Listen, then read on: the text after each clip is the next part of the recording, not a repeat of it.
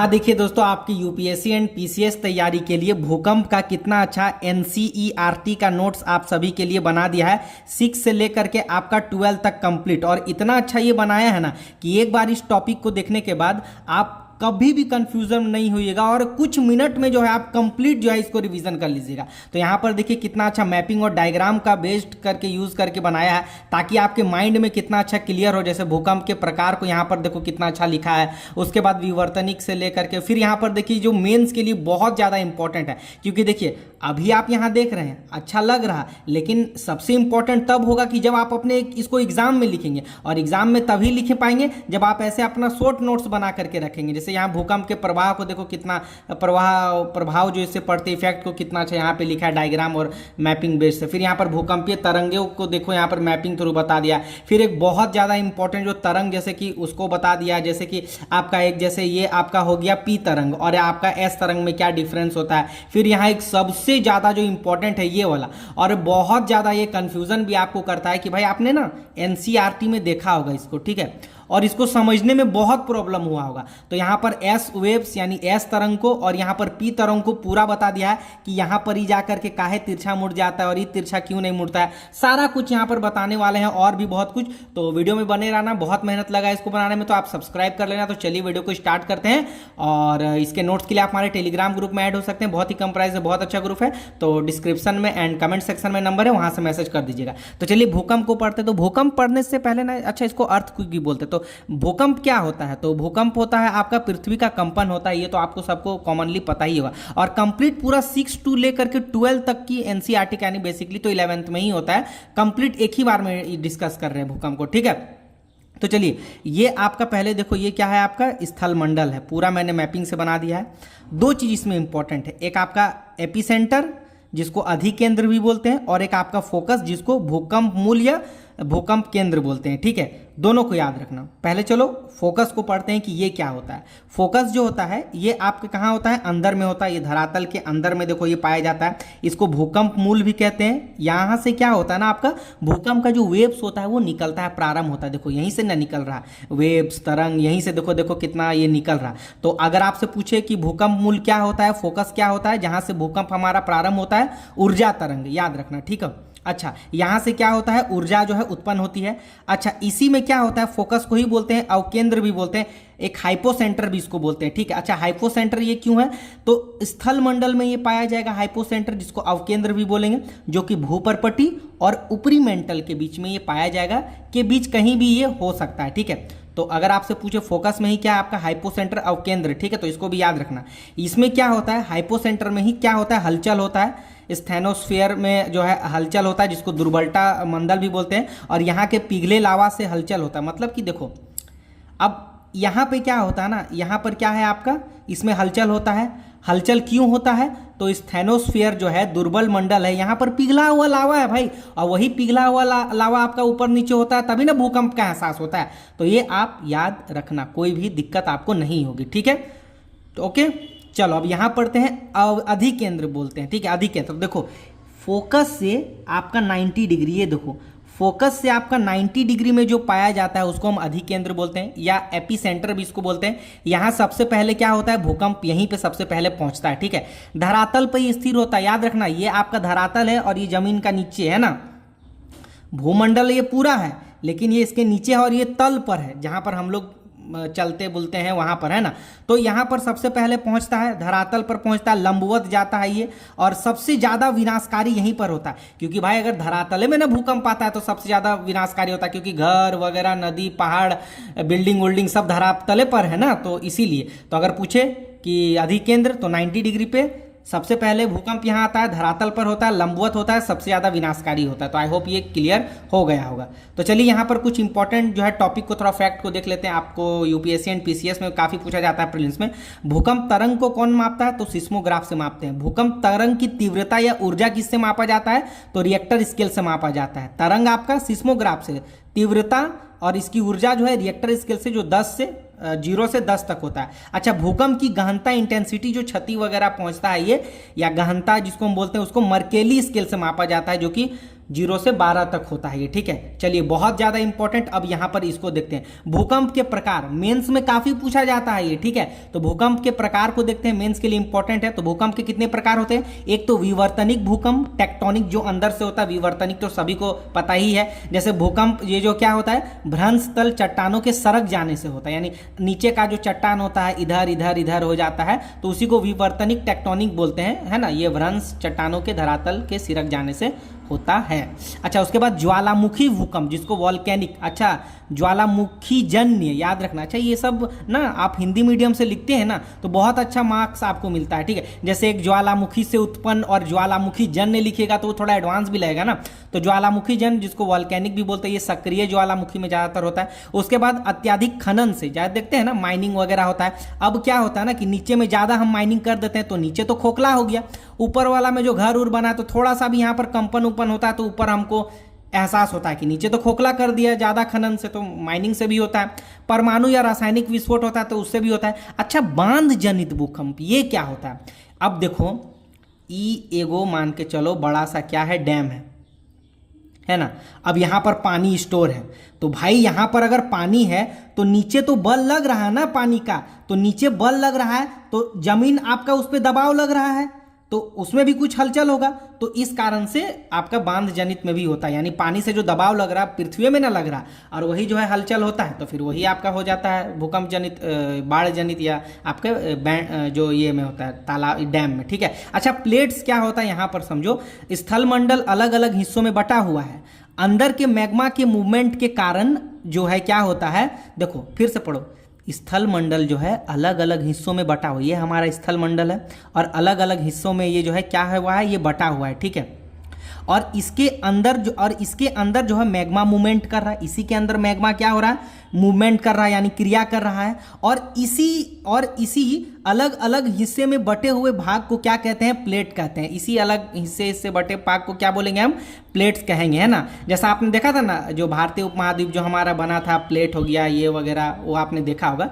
तो और आगे भी पढ़ते हैं, इंपॉर्टेंट। जब ऐसी प्लेटें का मूवमेंट अथवा एक स्थान से दूसरे स्थान होता है तो उसको भूकंप कहते हैं। अब ये प्लेट है पृथ्वी पर सतह पर, मतलब कि भूमंडल पर, अब ये प्लेट एक दूसरे से खिसकता है तभी ना भूकंप नहीं आता है। अच्छा, ये दो प्रकार के होते हैं, ये इसमें जो है दो प्रकार के बल लगते हैं, इस प्लेट्स में जो है दो प्रकार के बल लगते हैं। एक बहिर्जनित बल जिसको एक्सोजेनिक बल बोलते हैं और एक अंतर्जात बल जिसको हम एंडोजेनिक बल बोलते हैं, ठीक है। ये मैंने पहले टॉपिक में भी पढ़ाया था, ठीक है। अब यहाँ पर अंतर्जनित बल को पढ़ना बहुत जरूरी है जिसको एंडोजेनिक बोलते हैं, क्योंकि यहीं से लगभग जो है भूकंप लगभग मुख्य रूप से आता है, क्योंकि फोकस वगैरह भी इधर से ही आता है। तो यहाँ पर देखिए एंडोजेनिक या अंतर्जनित बल को पढ़ते हैं तो इसमें दो प्रकार की बल होती है, एक आकस्मिक बल और एक पटल विरूपण। आकस्मिक बल में क्या क्या आता है, भूकंप आता है, ज्वालामुखी आता है और भूस्खलन आता है। क्यों ये सब आता है, क्योंकि ये जल्दी होता है, क्योंकि भाई अगर भूकंप जल्दी आ रहा तभी ना विनाश हो रहा। अगर मतलब भूकंप क्यों आता है, क्योंकि जो बल है अंदर से बल है, आकस्मिक बल है, वो तुरंत लग रहा है, इसीलिए भूकंप ज्वालामुखी भूस्खलन होता है। लेकिन पटल विरूपण क्या होता है, ये धीरे धीरे होता है, ये भी एक प्रकार का टेक्टोनिक प्लेट में परिवर्तन ही है, लेकिन ये धीरे धीरे होता है। इसी से ना क्या होता है, पर्वत निर्माण वगैरह वगैरह बल जो है इसी से बनता है। अब पर्वत तो एक दिन में या आधा घंटा में नहीं बन गया भाई, हजारों साल लगे हैं, तो उसी को पटल विरूपण करते हैं। इसमें जो है पर्वत निर्माण बल वगैरह ये सब लगता है जिससे पर्वत वगैरह का निर्माण होता है, ठीक है। तो आई होप आप समझ गए होंगे आकस्मिक में क्या आता है, पटल विरूपण में क्या आता है, देख लीजिएगा यहाँ पे, ठीक है। चलिए उसके बाद एक चीज यहाँ पर देखो, अधिकेंद्र के निकटतम भाग से जो है अधिक हानि होती है, मतलब कि अधिक केंद्र का जो निकटतम भाग में जो है वो अधिक हानि होता है। अधिक केंद्र कौन वाला, ये वाला पार्ट देखो, दिखाते हैं तुमको। यहां पर देखो ये अधिक केंद्र है, यहां से भूकंप स्टार्ट हुआ और यहां पर जो 90 डिग्री पे ये हुआ इसी को बोलते हैं अधिक केंद्र, और यहीं पर बहुत ज्यादा क्या होता है, हानि होता है, ठीक है। बाकी अभी हम एल तरंग को और एस पी को अभी पढ़ेंगे आगे जाकर के, है ना। तो यहां पर देख लो मेंस के लिए बहुत ज्यादा ये इंपॉर्टेंट है। अगर आपसे पूछ दिया गया कि भूकंप के प्रभाव को बताए तो क्या क्या होता है, एक भूमि का हिलना, ये तो आपको पता होगा। धरातलीय विसंगति, धरातलीय विसंगति मतलब क्या हो जाएगा, एक स्थल ऐसे हो गया और एक ऐसे हो गया, मतलब कि थोड़ा अलग अलग हो गया, ठीक है। उसके बाद भूस्खलन, आपको पता है भूमि का जो है धंसना, ठीक है। उसके बाद मृदा द्रवण, मृदा का जो है मतलब कि लिक्विड के रूप में जो है बह जाना। धरातल का एक तरफ झुकना, यानी ये आपका धरातल है और ऐसे जो है झुक गया एक टाइप, तो ये भी एक भूकंप का प्रभाव है। हिमस्खलन आपको पता है, पर जो है बर्फ का जो है ये होना, धंसना। उसके बाद धरातलीय विस्थापन, यानी ये एक धरातल यहाँ था, विस्थापित होकर के वहां चल गया या एक हो गया। अच्छा, बांध एवं तटबंध के टूटने से भी बाढ़ आ जाता है, क्योंकि प्रेशर आपको मैंने बताया, बांध में जमीन पे बहुत सारा प्रेशर लगता है, तो वहां भी हलचल होगा, तो भाई जाहिर सी बात है भूकंप आएगा। सुनामी आपको पता ही है, जैसे समुद्र है ना, ये समुद्र है और इसके नीचे में अगर भूकंप आएगा तो पानी को उठाएगा ना, तो वही आपका सुनामी उससे भी आता है। और ई वाला इस बार के जो है यूपीएससी के आपके जो है जीएस पेपर 1 के में पूछा भी गया था मेंस में कि सुनामी कैसे आता है। अच्छा, इमारत का टूटना, बांध का ध्वस्त होना, ये सब तो कॉमन सी बात है, तो ये सब ना आप याद रखना, जैसे मृदा द्रवण हो गया, हिमस्खलन, भूस्खलन, तो ये सब टेक्निकल वर्ड, मतलब ये सब याद रखना, ठीक है। चलो, उसका भूकंपीय तरंगे को पढ़ते हैं। तो भूकंप केंद्र अथवा फोकस से जो ऊर्जा निकलती है वह तरंग के रूप में, वेव्स के रूप में निकलती है। ये दो प्रकार की होती है, एक भूगर्भीय तरंग और एक धरातलीय तरंग। तरंग यही वाला है, आप यहाँ पर देखो कंफ्यूज मत होता, ये जो आपको भूरा भूरा कलर का दिख रहा है यही आपका क्या है, ऊर्जा तरंग है, वेव्स है, ठीक है। चलो, जो कि फोकस से आपका निकल रहा है, ठीक है। चलिए यहाँ पढ़िए, तो ये दो प्रकार का होता है, एक भूगर्भीय तरंग, एक धरातलीय तरंग। यहाँ पर देखो ये वाला आपका कोर है अंदर में, और यही आपका क्या है, भूगर्भीय तरंग, इसको बॉडी ये भी बोलते हैं, ठीक है, बॉडी वेव्स भी बोलते हैं, याद रखना। तो ये भूगर्भीय तरंग कहाँ हो जाएगा, यहाँ से स्टार्ट होगा आपके कोर से, और सरफेस वाला तो आपको पता है धरातलीय, जहाँ धरातल पर हमें। अच्छा, भूगर्भीय तरंग को पढ़ना बहुत जरूरी है, क्योंकि इससे बहुत क्वेश्चन पूछे जाते हैं। तो भूगर्भीय तरंग में आपका एक हो जाएगा पी तरंग हो जाएगा, और एक आपका एस तरंग हो जाएगा, जिसको वेव्स भी बोलते हैं। पी तरंग जहाँ आपका प्राथमिक तरंग है, वहीं एस तरंग आपका द्वितीयक तरंग है। एस मतलब सेकेंडरी, पी मतलब प्राइमरी। अच्छा, प्राथमिक तरंग जो है अनुदैर्ध्य तरंगें होती हैं, जिसको लॉन्गिट्यूडनल भी बोलते हैं, और यह जो है क्या होती है, अनुप्रस्थ तरंगे होते हैं, जिसको ट्रांसवर्स वेव्स भी बोलते हैं, ठीक है। यह जो है समांतर चलती है, जबकि यह लंबवत चलती है। साउंड वेव्स भी इसको बोलते हैं, लेकिन इसको लाइट वेव्स जो है बोलते हैं। यह एक प्रेशर या वेव्स की तरह कार्य करता है, और इसमें कार्य करता है, और इसी को थोड़ा पढ़ लेते हैं। प्रेशर और वेव्स की तरह कार्य करता है, साथ ही साथ गति इसमें अधिक होता है और जल्दी पहुंचता है, और सेलो का जो है इसमें संकुचन होता है, ठीक है ना। यहाँ पर पढ़ो, ये केवल ठोस अवस्था में गति करता है। कौन आपका इंपॉर्टेंट, आगे काम देगा। एस तरंगे केवल आपका ठोस अवस्था में गति करता है, और ये धीमी गति से चलता है, और ये देर से पहुंचता है ना। अच्छा, जबकि याद रखना, ये तो आपका एस तरंग जो है आपका केवल ठोस अवस्था में चलता है, लेकिन यहां पर देखो, ये जो आपका प्राइमरी तरंग है ना, ये आपका ठोस, तरल और गैस सब जगह ये आपका चल सकता है। फिर यहाँ पर देखो, ये आपका हो गया, फॉर्म बता दिया, जैसे ये आपका स्थल मंडल है, तो देखो कैसे चलता है, ये ऐसे ऐसे ऐसे ऐसे होकर के ये चलता है, ठीक है, यानी समांतर चलता है। जबकि ये वाला आपका सेकेंडरी वेव्स आपका ऐसे ऐसे ऐसे ऐसे होकर के लंबवत, ये ऊपर नीचे चलता है, ये लंबवत चलता है। चट्टानों पर जो है असर इसका जो है अधिक होता है। कणों के कंपन की दिशा के समानांतर चलता है। ठोस, तरल, गैस तीनों अवस्था में ये चल सकता है, ठीक है। तो आई होप यहाँ से आपका क्लियर हो गया होगा। ओके, चलिए। अच्छा, सरफेस वेव्स को थोड़ा पढ़ लो, इसको भी। तो एल वेव्स इसमें एक आता है, जिसको लव वेव्स भी बोलते हैं। सतही तरंगे होता है, ये सबसे अधिक विनाशकारी होता है। विनाशकारी क्यों होगा, क्योंकि सरफेस पे हो रहा है, जहां हम रहते हैं वहां पर। अच्छा, भूगर्भीय तरंगे, जिसमें से पी वेव्स जो है पृथ्वी की सतह पर जो है मौजूद चट्टाने के स्थान में संपर्क करती है, और एक नए प्रकार की तरंग, बहुत इंपॉर्टेंट है, इसको पढ़ो, समझा रहे हैं आपको। देखो, भूगर्भीय तरंगे जैसे कि आपका पी और एस वेव दोनों, यानी प्राइमरी और सेकेंडरी वेव्स दोनों, भूगर्भीय तरंगे पृथ्वी की सतह पर मौजूद चट्टानों के साथ संपर्क करती है और एक नए प्रकार का तरंग बनाती है, जिसको सतही तरंग बोलते हैं या एल तरंग बोलते हैं ना। यानी पी और एस नीचे से आया, सतह पर पहुंचा और सरफेस पे एल तरंग बना दिया, यानी लव वेव्स बना दिए। ये है बहुत हानिकारक होता है, याद रखना इसको, ठीक है। चलिए, ये देखो कितना ज़्यादा इंपॉर्टेंट है, बहुत ज़्यादा इंपॉर्टेंट है, और आप डिस्प्ले में देख सकते हैं। ये वाला आपको पढ़ने में एनसीईआरटी में भी बहुत कंफ्यूजन होता होगा, लेकिन यहाँ से हम आज सारा क्लियर कर देंगे, एक एक चीज बता देंगे कि आप भी बोलिएगा कि हाँ आज समझ में आया अच्छा से, ठीक है। तो अच्छे से पढ़िए इसको। हाँ, तो इसको जानने से पहले ये समझो कि छाया क्षेत्र क्या होता है। तो छाया क्षेत्र कहाँ होता है, जहाँ भूकंपीय तरंगे नहीं पहुंचती है, ठीक है। ये जो आपको काला वाला दिख रहा है, ये आपका छाया क्षेत्र है, यहाँ पर भूकंप का तरंग नहीं पहुंच रहा, ठीक है। अब दोनों को अच्छे से पढ़ेंगे, एस वेव का छाया क्षेत्र को भी समझेंगे और पी वेव्स यानी पी तरंग का भी छाया क्षेत्र को यहाँ पर समझेंगे कि भाई यहाँ पर इतना ज़्यादा है लेकिन यहाँ पर इतना जो है कम क्यों है। तो दोनों को आज समझने वाले हैं, ठीक है। तो यहाँ पर देखो, इसको समझो बहुत अच्छे से।